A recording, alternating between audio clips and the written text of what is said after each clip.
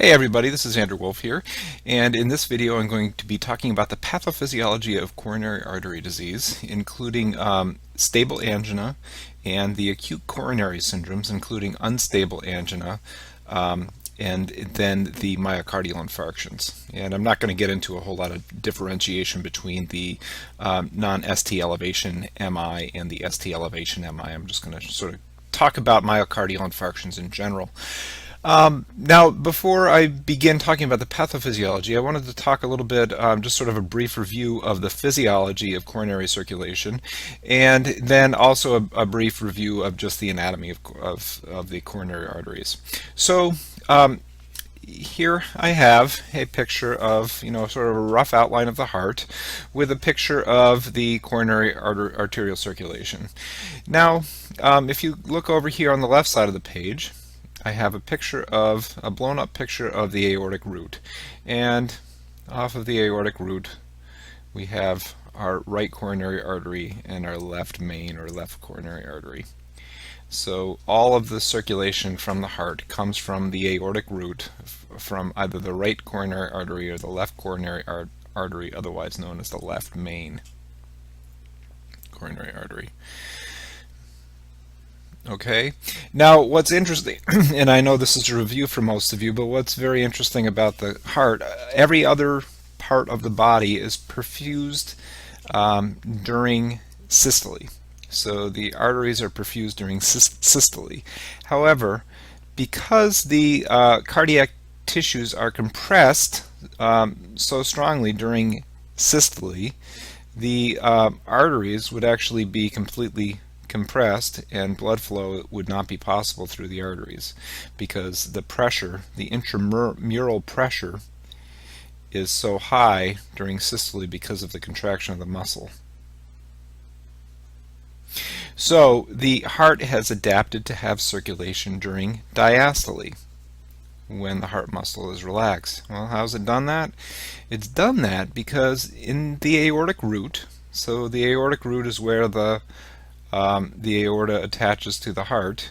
In the aortic root, there are the anastomosis between the aorta and the right coronary artery and the left main. And during systole, they are covered here. You can see these little yellow valves here. They get covered up by the aortic valve. And then during diastole, these valves close up. Because, remember why? Because of the back pressure of the blood with diastolic pressure, right? So that pushes the valve closed, and when the valve in its closed position, the coronary arteries are uncovered, and the blood is able to flow by the back pressure of diastolic pressure into the coronary arteries. So the coronary arteries are therefore, in that way, perfused during diastole. Now I'm going to talk about the effect of atheromas and atherosclerosis on the coronary arteries, because that is sort of the center part of coronary artery disease. So if you have not yet viewed my video on the pathophysiology of atherosclerosis, I'm putting a link up in the right hand corner of the screen. You can click on that link and watch that now before going on. So coronary artery disease is a disease of atheromatous plaque formation in the coronary arteries. So it's very common to get one in the left anterior descending artery, or one of the diagonal branches, or the right coronary artery. And if you're very unfortunate, you can have actually one in the left main, and that gives you very significant symptoms. Or you can have one on the circumflex.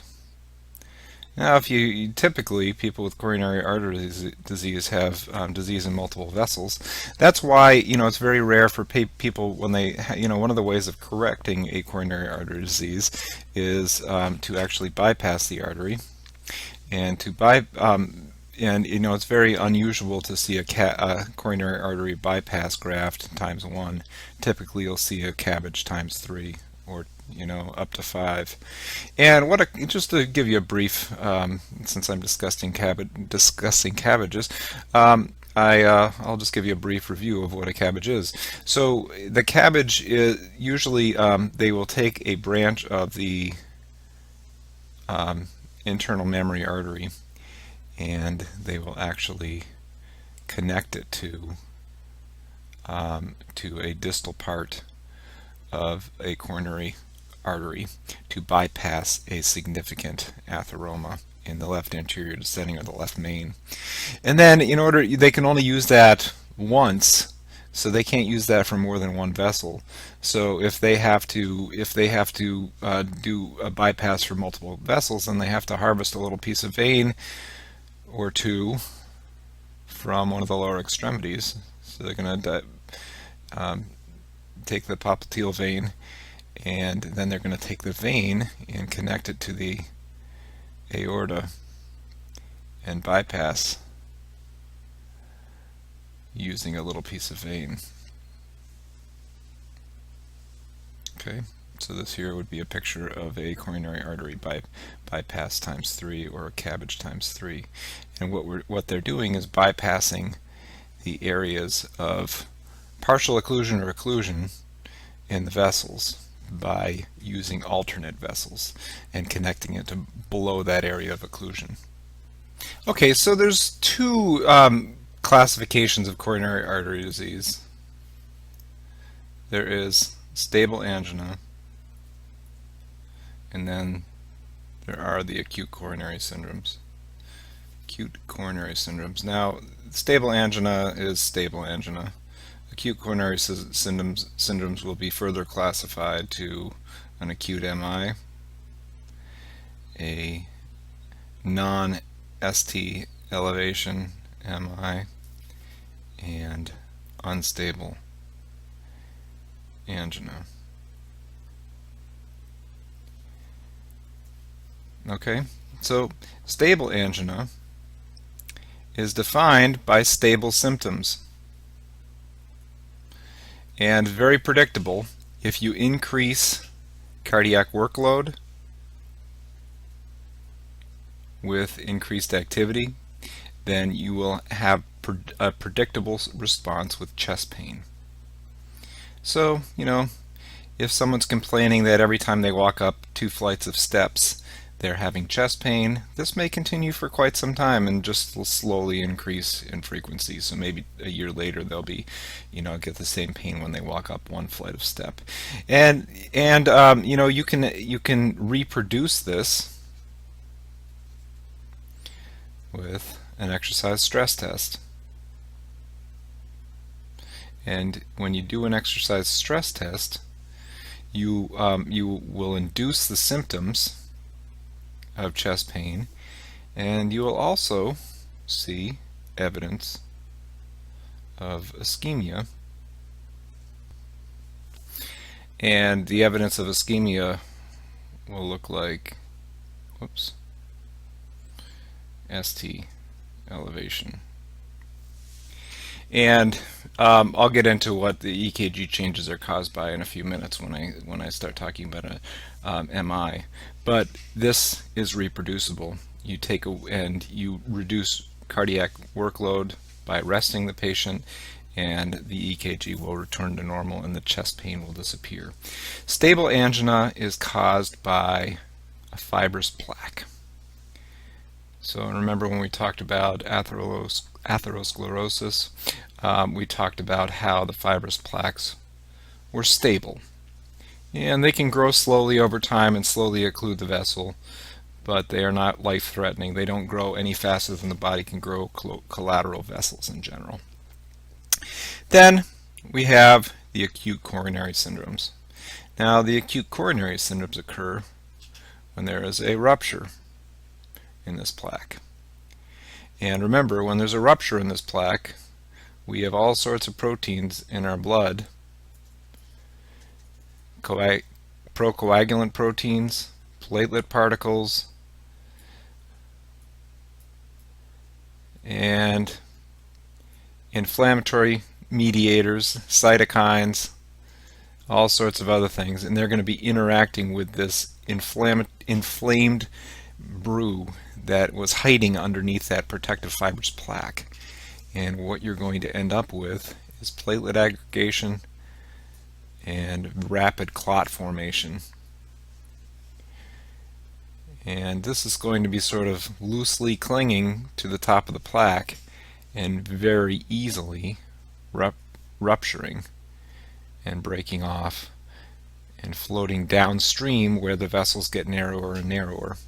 And then, if that happens, you are going to end up with one of these. Now, if it doesn't break off, it's just growing rapidly, and it may be sort of rolling back and forth, closing off the vessel a little bit and then opening it up, and you're going to end up with unstable symptoms, symptoms that aren't predictable, maybe worse at times, maybe worse at rest, and then go away and come back and go away. That is from unstable. That is because that thrombus is sort of flapping around in the vessel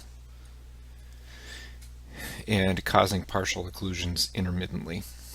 Okay, but all of these are considered acute coronary syndromes because they are all they are all life-threatening due to the unstable nature of the plaque. So the key word is unstable. So whether it's unstable angina or an MI, it needs to be addressed acutely. Okay, so let's say we've got a patient here that had a big plaque in the left anterior descending artery, and that plaque ruptures and develops an embolus, and that embolus travels downstream and occludes the vessel as it narrows here. Now, so what's going to happen? Well, all of this tissue down here is going to become ischemic. So this is all the area of that part of the left anterior that is perfused by this area of the left anterior descending. So now, remember, we talked about the cardiac myocytes, and one of the interesting things about the cardiac myocytes is that they are just packed with mitochondria because they use so much oxygen and glycogen. And remember, the blood that returns through the veins, through the cardiac veins, has a very low oxygen saturation, the lowest of the body. So the venous oxygen saturation from the coronary veins is like 25%. So these muscles are extracting every drop of oxygen out of the blood that possibly can be. So it's very hypermetabolic tissue. So, and it does not do well when the source of oxygen and glycogen is blocked. So when there's a blockage in the bloodstream, within 30 to 60 seconds, the cardiac myocytes in this ischemic area have used up their available glycogen stores and oxygen, and they have to switch to anaerobic metabolism. Now, cardiac myocytes are capable of anaerobic metabolism. Unfortunately, anaerobic metabolism can only extract about 1/10 of the energy from the substrates that aerobic metabolism can. And I'm not going to get into the biochemistry of that in this lecture, but just take my word for it. So these cells are no longer able to perform their function. So the first function that's lost is they lose the ability to contract. So they're not able to contract. The other thing that happens is, remember that action potentials depend on the constant movement of electrolytes in and out of cells. And this movement of electrolytes and the maintenance of different concentrations inside the cell and outside the cell, particularly for sodium, and calcium. These are dependent on ATP. So without ATP, we end up with significant electrolyte disturbances. And when we have electrolyte disturbances, the myocytes lose their ability to conduct action potentials. And this is made worse because also the anaerobic metabolism also causes a rise, creates a lot of the byproduct lactic acid. So we locally have very high lactic acidosis and a very low pH, and the very low pH makes these electrolyte disturbances worse and also directly impacts the loss of conduction. So we have a loss of contractility and loss of conduction. So, and this is all happening with the ischemic cells. Now, this is all reversible if we can restore flow within about 20 minutes. After 20 minutes, these cells begin to die. So if we do not get past this blockage within 20 minutes, we end up with infarction. So this here is ischemia, and obviously contraction and conduction of action potentials will not be possible after cell death. So we're going to end up with necrosis after 20 minutes.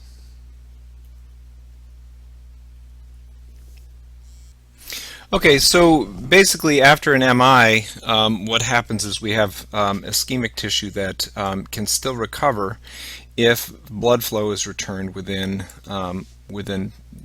20 minutes to 60 minutes. So obviously the longer it lasts, the more tissue we're going to lose. Now, if we have ischemia and perfusion is not restored, the myocardial cells will die, and the dead cells will eventually be replaced with non-functional scar tissue. So we will have a chunk of heart muscle that is replaced with scar tissue that is not able to conduct or contract. So the fact that it can't conduct or contract, so we're going to end up with what are called wall motion abnormalities if we watch the heart pumping on an echo. So, you know, if it was a left anterior descending lesion, then we may have, you know, a significant portion of the wall that is not able to contribute to contraction. And so the left ventricle is not going to eject its contents quite as effectively, so it's going to result in a decreased EF due to wall motion abnormalities.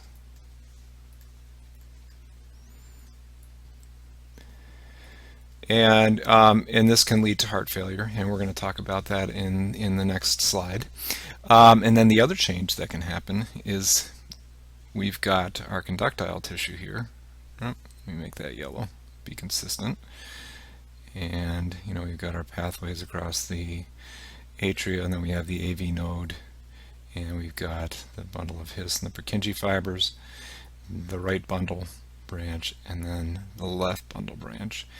And here, because we've got this biggest necrotic area here that is eventually replaced with scar tissue, we have a bundle branch block. So we end up with a left bundle branch block. The same thing would happen if the lesion was on the right side. We'd end up with a right bundle branch block. And you'll be able to see this on the EKG, and it's going to make the QRS complexes look wide, because the depolarization of the ventricle will not be as efficient, so the wave of depolarization is going to take more time to travel across and depolarize the muscle of the ventricle.